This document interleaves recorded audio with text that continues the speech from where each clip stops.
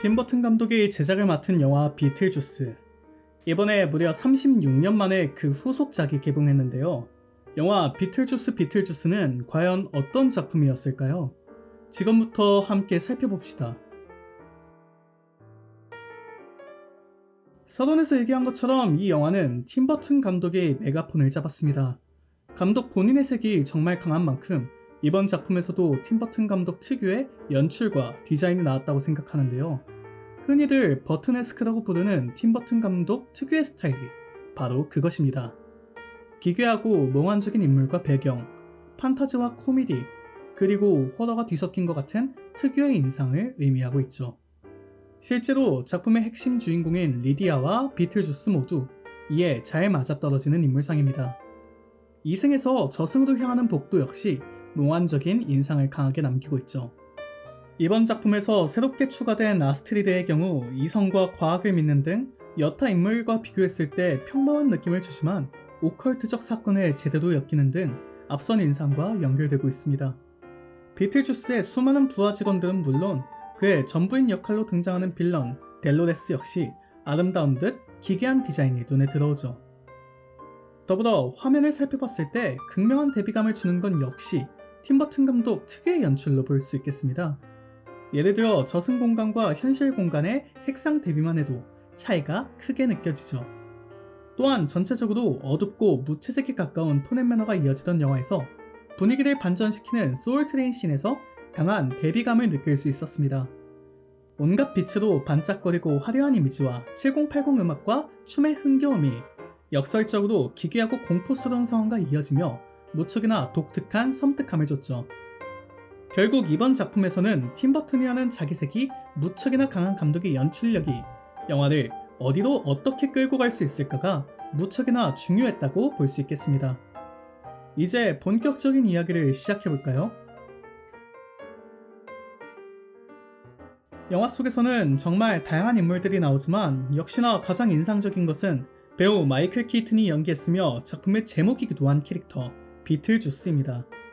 팀 버튼 감독이 램프의 요정 지니를 만들면 딱 이런 느낌이지 않을까 생각이 들기도 했는데요. 아무튼 비틀주스를 살펴보면 전형적인 트릭스터 캐릭터라고 느껴집니다. 트릭스터 캐릭터는 쉽게 말해서 교활한 장난꾸러기 형태의 존재입니다.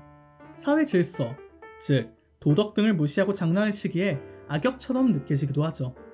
하지만 마냥 미워할 수 없는 것이 트릭스터의 매력이라고 생각합니다. 전체적인 사건의 시작점이 되는 것은 물론 때로는 악역의 편에서 때로는 주인공의 편에서 힘이 되는 변수이기 때문에 이야기에 재미를 더하죠. 대중적으로 유명한 트릭스터 캐릭터를 꼽자면 마블 시리즈로 유명해진 북유럽 신화의 신 로키, 강동원 배우가 열연을 펼쳤던 전우치 정도가 있을 것 같네요. 아무튼 다시 비틀주스의 이야기로 돌아오자면 이 캐릭터는 트릭스터의 매력을 완벽히 갖추고 있습니다. 리디아와 결혼하겠다는 1편의 목표를 그대로 가지고 있기 때문에 악역의 성격을 가지고 있는 존재죠. 그런데 그의 모습과 능력을 보면 마냥 미워할 수 없는 매력이 있습니다. 아스트리드를 비롯한 인물들에게 찾아온 다양한 문제를 시원하게 해결하는 해결사가 되기도 하고 눈이 튀어나오는 등 만화적인 캐릭터성을 보여주며 관객들에게 유쾌함을 선물하기도 하죠. 작품의 결말부에 이르러서는 혼돈의 파티 속 뮤지컬 시퀀스를 이끄는 주역이 됩니다. 작품을 쭉 보다 보면 영화 초반부에서 인물들이 그를 부르기 싫어하면서도 결국 비틀주스를 찾는 이유를 너무나 잘 이해할 수 있죠. 개인적으로는 제대로 만든 트릭스터 캐릭터가 얼마나 관객들을 사로잡을 수 있는지 보여줬다고 생각합니다. 이번에는 캐릭터를 벗어나 서사에 대해 조금 집중해서 얘기해볼까요? 이어서 살펴보겠습니다. 이 영화는 다양한 장르적 특성이 섞여 있습니다. 호러 영화에서 느낄 법한 분위기는 물론 유쾌한 코미디와 뮤지컬 요소도 들어있죠. 그런데 결국 이 작품의 정체성을 논하자면 가족 영화라는 생각이 들어옵니다. 작중 리디아와 그녀의 딸 아스트리드의 공통점은 아버지를 상실했다는 것인데요. 두 사람은 무척이나 비슷한 상황에 빠지지만 아이러니하게도 서로를 잘 이해하지 못하는 모습입니다. 상실로 인한 혼란에 빠진 두 사람이 찾은 해결책은 새로운 사람을 만나는 것에 있었죠. 이때 안타까운 점은 둘이 만난 인연이 모두 지독한 기회주의자라는 점입니다. 때문에 그들은 두 사람을 이용하고 나아가 큰 위험에 빠뜨리게 되죠. 리디아는 재산과 명성을 이용당할 위기에, 아스트리드는 생명을 잃을 위기에 말이죠. 팀버튼 감독 특유의 독특한 인물상인 이들 모녀는 끝내 서로가 서로를 구원해주는 결말로 나아갑니다. 두 사람이 마침내 서로를 이해하며 가족주의를 기반으로 한 보편적 정서를 선물하죠. 엄마 역할이 어려웠던 괴짜 엄마와 혼란의 시기를 겪는 괴짜 딸이 마침내 같은 것을 볼 수 있게 되고, 나아가 서로를 온전히 이해하게 될 때 두 사람이 서로를 구원했다는 점이 인상적이었다고 요약할 수 있겠습니다.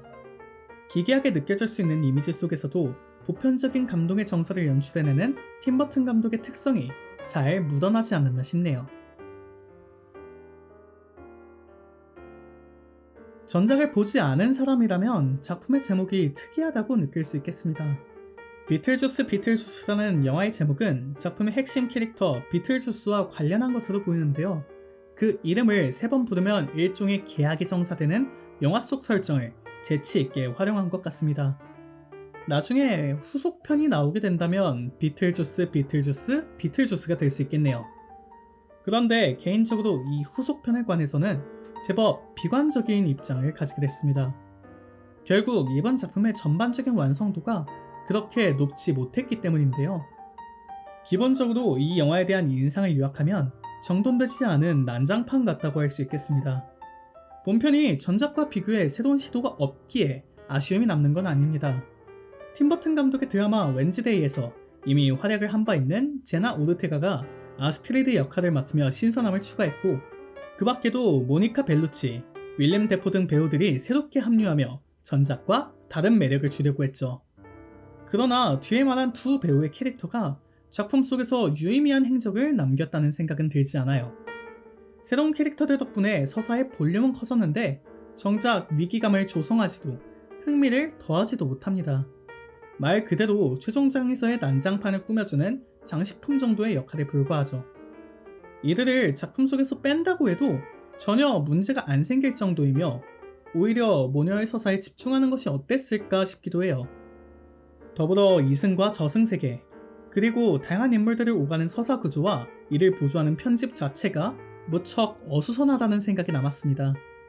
많은 이야기를 하려고 준비는 해놨는데 그것을 그냥 얼기설기 엮은 느낌이랄까요? 여러모로 완성도에 있어 아쉬움이 남습니다. 물론 작품의 결말부에서 시리즈의 후속작에 대한 떡밥이 나름대로 뿌려졌으나 그것이 진행될 수 있을까 싶은 우려가 더욱 크게 느껴져요. 개인적으로는 본작의 흥행에 비관적인 입장이라 비틀주스라는 이름을 3번 부르는 상황이 없을 것 같다는 생각이 남네요.